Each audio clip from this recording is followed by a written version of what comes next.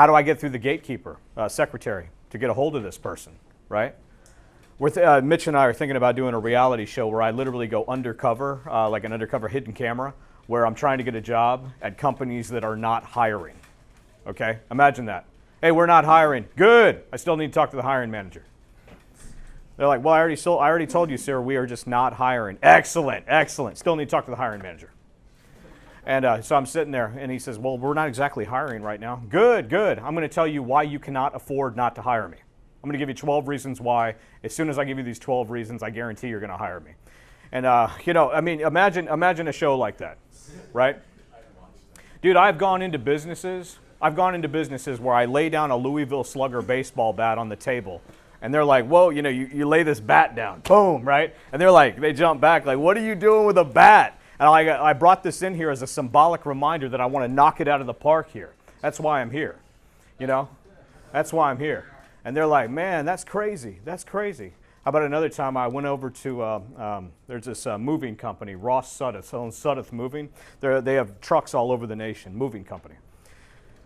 And I called him up, had to get through the gatekeeper, secretary. She didn't want to put me through. Finally, I said, I'm going to call you every hour until you put me through to this man. Dude, when I know what I want, I just go after it. Like, you got to be obsessed, right? I'm not going to let some secretary or anybody else stand in my way of becoming extremely successful because I'm consumed with my success. That's how you got to be. You got to like have that inner drive. It's in every one of us. It's there. We just make it go dormant. You know why we make it go dormant? Because we've been sociologically conditioned from the time we were this tall by our parents, by teachers. No offense, bruh. Sit down, put that down. Can't you just sit still? Don't do that. Calm down, and they put these words, these limiting words on top of you. So you grow up and you're like, oh, I better behave. I better do what they tell me. I better do this. I'm giving you permission now to be dangerous. Be dangerous with your life, man. Pursue what you want to pursue. Now, I'm talking about ethical stuff here. Be ethical, be moral, but you know what I'm saying. You get what I'm saying. So I meet with Ross Suddeth. After a few phone calls, several phone calls, I said, Ross, Dave Conigliaro. I said, can you meet with me? He says, I'm not interested. I said, can I buy you lunch? No. Can I buy you dinner? No. Can I buy you breakfast? Okay. So we finally meet. I went and got him a gift from Big Lots, I think. Got him one of those salad choppers. Now, he's a heavy guy. He's got a big belly out there. I said, hey, Ross, you know why I got you a salad chopper? He goes, because you think I'm fat and I need to eat salads? I said, no, baby, because I want to slice and dice your competition with you. That's why I'm here. He's like, oh, that's good. That's good. You got my attention now. See, I got out of obscurity. Imagine this. Imagine you go into, let's say there's some awesome job that you want to work out, like you really want this job. You really think, man, I really want to work at that place, right? Imagine if you bought, I don't know, went to Papa John's or Pizza Hut or one of these companies and got 15 or 20 pizzas hand delivered to the boss of that company, and you have a letter on top of the pizza box and says, hey, do I have your attention now? It's like, imagine all these pizza boxes. Who brought all this food? I did. Do I have your attention now? I want to work here. I would love it if somebody sat across the desk from me at my office when we go to hire people. But sadly, this is what I hear when we go to hire people most of the time. This is sad when people show up for an interview. This is how people act. They're like, so what am I going to be doing here?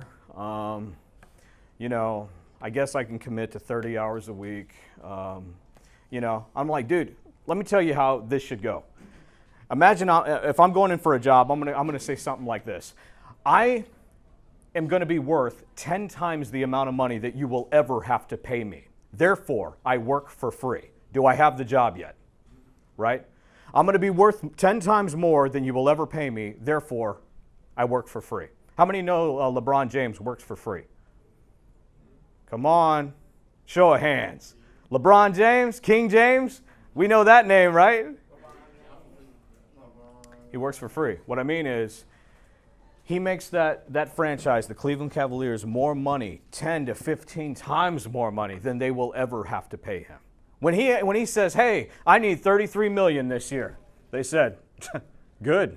We were going to give you 40. I'm so glad you said 33, because you're worth that much more to us, LeBron, You're the one that puts people in the seats all year long. You know, before you came, half this place was filled up. Now you're here. Man, I'm glad you're here, LeBron. You want $33 million? Sure. Can I give you a massage too? You know, the marketplace rewards people for what they're worth, right? No two people should get paid the same, right? That's why I hate hourly jobs so much. It's like, well, he's making $8.50 an hour, so she should be making $8.50 an hour. No. Should everybody on the Cleveland Cavaliers basketball team make as much money as LeBron? No, hell no. Because he puts up the work. You know, he puts in the work. You know, he goes the hardest in the paint. If everybody else raised their game to that level, maybe we'd talk, right? Maybe we'd say, okay, we'll give you some more money. But dude, that's how the marketplace works. It rewards those who put more in, you know? How many of you know this? The bigger the problem that you solve for other people, determine the size of your paychecks. How many of you know that? The bigger the problem that you help solve for other people, determine the size of your paychecks. One time I had a plumbing problem at my house. I flushed the toilet, water wasn't going down. All of a sudden, water's coming up. So I get a plunger, and all of a sudden I look back, and now water's coming up in my sinks. It's, you know, coming up in the bathtub. And I'm like, oh man, I got a problem. I need a plumber. Call a plumber. Plumber comes out. Can you get out here right away? Yes, sir. You got a problem? I got a solution for you. He comes out. He's literally there 10 to 12 minutes, fixes my drain problem, writes me a bill for $1,000. 12 minutes of work, he made a G. Made $1,000, right? And I paid it. Bigger the problem that you have that you help solve for other people determines the size of your paychecks. Always, right? If you give more in value to the marketplace, you make more in exchange. Does that make sense? Right? Oh, yeah. The average salesperson in the United States only makes 3 to 4 sales calls per day. This is insanity. This is crazy. How are you ever going to be successful if you only talk to 3 or 4 people a day? I mean, you need to even begin to have a level of success that's even reasonable. You're going to at least need to multiply that by 100, okay? Right? If you're calling 200, 300, 400 people a day, now you're starting to see some serious fruit of your labor. Imagine a guy that had this huge field, and he's a farmer. He goes out there and he only plants 3 or 4 seeds and calls it a day, right? This is all he's going to do, okay? It's going to take a long, long time to reap a harvest. Guys, you got to get out there and you got to put massive levels of action. You know, I'm big on this, guys. The reason I harp on this stuff so much is because it needs to be done. A lot of you guys, though, you freeze because you don't know, well, if I do contact these people, what do I say? This is where it's going to come down to products and services, okay? Like, you really need to own your space, okay? What you need to do is be beefing up your social media. I mean, constantly putting out video content, you know, like we do here. I mean, just constantly just chock full of content. You guys want to stay in the public eye. Now, I don't know if you can see this, okay? You probably can't, but I'm just going to say, on my home screen, on the first page of the home screen, I have my Facebook, I have my Twitter, and I have my YouTube on the home screen. You go to the second screen here, I got my Instagram. Go to the fourth screen, you know, I've got my blogs and so forth. So on the first home screen, Facebook, Twitter, and YouTube, okay? Guys, 9 out of 10 people have 1 or 2 or a combination of all 3 on their home screen. So I can't figure out for the life of me why business owners or entrepreneurs wouldn't want to be on those apps, just constantly bombarding, posting, tweeting. I mean, with what I do a day, I mean, like this morning, 2 tweets done. What we've done, we're on like video 4, I think. Well, 4 videos done after this. Guys, you need to be posting, tweeting, just a ridiculous amount of content because you need to be in the public eye. The problem with people not flowing money back to your business, your product, your service, your information, not wanting to deal with you, is because they don't know about you. So you really need to get into the public eye. I mean, hire like with what we do. I got Mitch here who runs my media department here. I mean, you really need to get into the public eye. Hire a camera guy. If you can't afford that, do the camera work yourself. But the deal is, you need to constantly position yourself and repositioning yourself as an expert in your field that dominates your space and that's constantly putting out content for your viewers, right? If you're still doing business like it's 2010, things need to change. Guys, here's another thing. You really have to keep your energy level peaked. Do you know how much energy it takes to be an entrepreneur and make $1 million or earn $1 million a year? I mean, $40,000 a month, $500 an hour coming in every hour on the hour. I mean, do you know how much energy that actually takes? I mean, you have to stay peaked, right? A friend of mine, Josh Hart from Take Heart Fitness, he talks about, how to keep your energy level just jacked all the time. I mean, and I'm not just talking about, well, I just need about 2 or 3 cups of coffee a day and I'm good. No, or 16 energy drinks. What I'm talking about is the kind of diet that you need to put in your body, all right? I'm talking about dark, fresh, leafy greens. A friend of mine, Josh Davis, got me into this thing, got me hooked on this thing, because he said the fresher the greens that you eat, I mean, the more alive the plant is. How fresh and alive the plant is will actually give you life, because the plant is so alive. And he says, hey, look, this is the secret. You get on a diet like that, high protein, high fresh vegetables. I mean, your energy level will stay jacked through the roof, because it takes a ton of energy to earn $1 million. Today, I want to talk to you about an interesting conversation I had with somebody. A guy calls me up. I'm not going to mention who it was. Somebody very close to me, actually. The guy says, hey, listen, this guy screwed me over. What should I do? I said, what do you mean? And he says, well, I lost a contract. I lost this big contract. I was expecting it to come in the next couple of weeks, and now they just took it out from under me, and now I'm really thinking about harming this guy. And I'm like, are you freaking nuts, man? I said, look, here's the typical problem that most people have. They think too small for too long, okay? I told this guy, look, man, the only reason you're even feeling that way is because you didn't have enough business in your schedule to begin with. I'm big on talking about pipelines. I'm big on talking about, taking massive amounts of action. You know how you know when you've taken enough action in your business? When you have so much on your schedule that if somebody calls and cancels on you, or somebody, says, hey, we need to reschedule, it actually comes as a relief.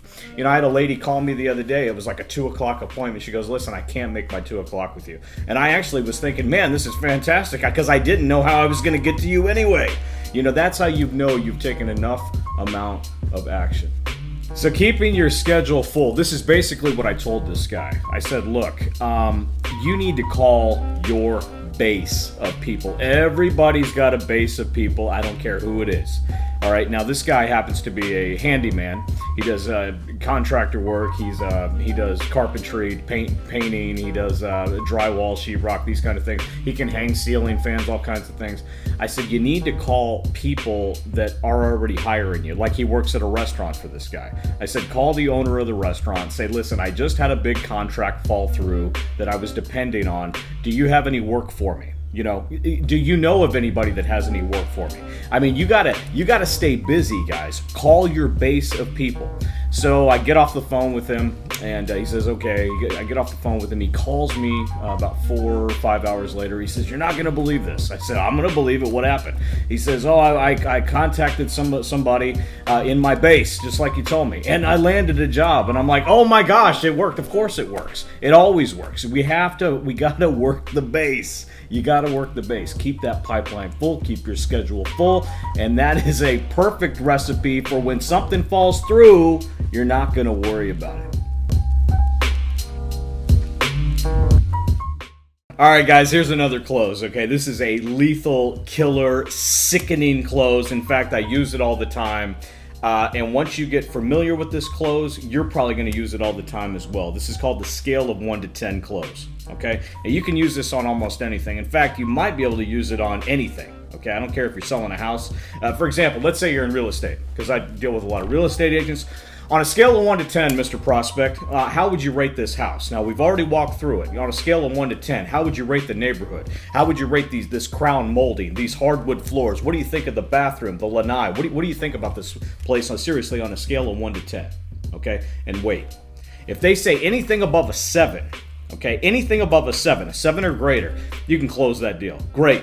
How would you rate this neighborhood, sir? Oh, about a 7. Great. What do you like about it? Well, I like that it's pretty close to my job. That's actually why we're looking in this neighborhood. Okay, that's a big selling point right there. Well, we like the schools. We like the neighborhood. It looks safe. It's in a gated community. Whatever. Okay. I like the tile. I like the walkway. I like that it's close to the park. You know, my kids are young and the park's real nice and whatever it is. Okay, on a scale of 1 to 10, it's about a 7. Fantastic, sir.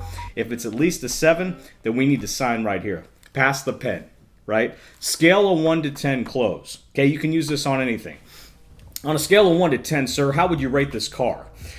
Well, I'd say it's about a 6. Okay, what would make it a 10? Well, probably if it was a different car. Great, let's go look at a different car then. Okay, but here's the deal, right? At least you have to know. Let's go back to the house. Let's go back to the house scenario, okay? On a scale of 1 to 10, how would you rate this house, sir? Oh, it's about a 6. Okay, now, here's the thing. They're only 60% of the way there, okay? You got to get them to 70, 80, 90, okay? People don't want to buy a house if they're going to live in it for 30 years and it be a 6. So you need to ask them what's going to make it a 7 or an 8 or a 9 or a 10. And they're going to say, well, I really don't like the bathroom. And you have to come up with solutions now. Now remember, salespeople are solutions. They're problem solvers, right? I mean, that's what we do. We're in the problem-solving industry. I don't care if you're in sales, if you're a closer, you're a problem solver. What is it about the bathroom you don't like, sir? Well, you know, it's the tub, it's the this, it's the sink. Okay, great. You know what? I have a contractor. He's on standby. Listen, we can get him over here. We can find out exactly what to do with this bathroom to make sure it's the bathroom of your dreams. So now, is that the only thing? Yeah, that's pretty much about it. Well, how would you rate the kitchen? Oh, the kitchen's definitely a 9.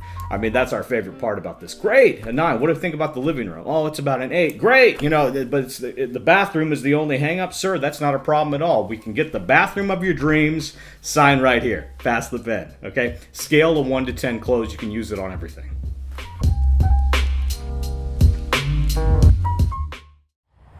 Here we are at the wealthiest, richest place on the planet, the cemetery. More dreams and more goals have died here than anywhere else. And sometimes I like to come to places just like this to remind myself that I want to live my life with no regrets. You know, I can only imagine all the people here, so many people that have passed on that didn't get to live their life on their own terms because of things like fear, what other people would think, or maybe businesses that should have been started that never got off the ground. And then they ran out of time. It was too late. Don't live your life with regrets, guys.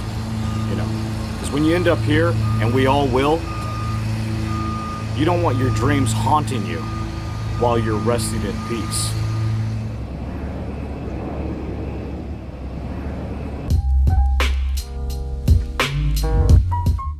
Recently, I was at a networking event. There was about 18 people there, and I could tell that most of the people there, like 90% of the people, had no idea how to network. Basically, they were just kind of shuffling business cards around, and then they were given like 30 to 60 second advertisements on their business, on their company, what they do, how they do it, none of which, I mean, it was so boring. I mean, they'd use technical terms, you know, the IT people and other people that were there. I mean, it was just very boring. A lot of the stuff was just going over the heads of the people there. And most people weren't even listening anyway because they're only thinking about what they're going to say. I told my business partner, Steve came with me, and I said, look, man, we're here to meet 4 people and 4 people only. I'm here to talk to 4 folks, and that's it. Now, a lot of people, when they network, they don't ask. You know, in your ask, the big thing is your ask. You ask and you shall what? Receive, right? I was talking to this lady, and I could tell, you know, she could connect me with the right people that I want to connect with. So I went up to this woman after a few minutes of, hi, how are you? And, tell me what you do and this kind of thing. I said, listen, who is the wealthiest person that you know? Who's the wealthiest person that you know? She goes, well, the wealthiest person I know in my inner circle is this person. I said, can you get me in contact with this person? Because I believe that they could really use our product and services. Ask for it. Ask for it. Worst thing they're going to say is, well, I don't know if maybe, I said, can you get me in touch with them? What's their phone number? I mean, it's all in how you ask. You ask for these things and you shall receive. Guys, most people, man, when they're networking, they have no clue, how to network.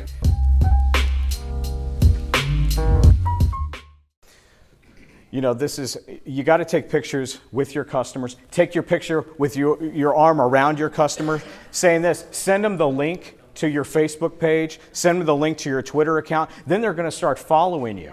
Then all of a sudden they get hooked on you, right? You want to keep your customers addicted to you. They're like, hey, I just text my customers every now and again saying, hey, we just put up a new car gallery. Maybe a picture of your car is there. Go ahead and check it out. 9 times out of 10, it's not their car, but they're like, oh, maybe he's got a picture of my car, because these people, they love their cars, right? They wouldn't hire us if they didn't love their vehicles. So they feel like they're part of your show, right? Keeping your customers addicted to it's huge. One of the exercises that I did back in 2008 that really transformed my company was I just took out a legal pad and I started writing down 100 problems that I thought I had. 100 problems, right? And then I started thinking about, well, how am I going to come up with solutions to all these problems? I got 100 problems here. See, the first 10 problems were easy. Oh, I got this problem, that problem, this. But after I got past, like 40, the problems were a little bit harder to come out, right? And then I started thinking to myself, well, how am I going to solve these problems? How many of you guys know that the answer to every problem, every single problem that you have and I have in life, the answer to it can be found in a book somewhere? How many of you know that, right? There's a book somewhere that has the solution, right? Let's say you got a spiritual problem. There's the Bible. Let's say you got a book on, let's say you want to figure things out with the stock market. Mutual funds, securities, things like that. Are there any books on that? Oh yeah, there's a gluttony of books like that. Let's say diet and exercise. There's a book on everything, right? So I literally took out a legal pad, started writing down all my problems, and then finding the books that were going to solve each one of those problems, right? The problem is hardly anybody reads books anymore, right? Last year, the top-selling book were romance novels, or the genre of books, romance novels. Romance novels.